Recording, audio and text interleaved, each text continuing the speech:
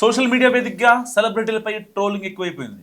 సామాజిక మాధ్యమాల్లో ఫేక్ అకౌంట్లు క్రియేట్ చేసి అసభ్యకర వ్యాఖ్యలు చేయడం చాలా క్వైట్ కామన్ అయిపోయింది. అయితే డబ్బులు లేదంటే ఇంకో రకంగా. సో తాజాగా ఈ తరహా వేధింపులకు నటి లావణ్య త్రిపాఠి గురయ్యారు.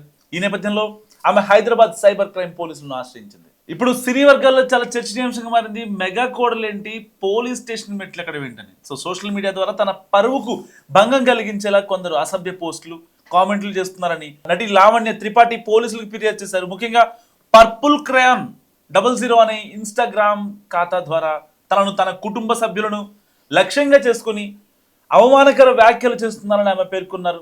కొంతకాలంగా ఈ వేధింపులు కొనసాగుతున్నాయని, తన వ్యక్తిగత జీవితం మరియు గౌరవాన్ని దెబ్బతీయాలనే ఉద్దేశంతో అసత్య ప్రచారం జరుగుతుందని కూడా ఫిర్యాదులు చెప్పారు.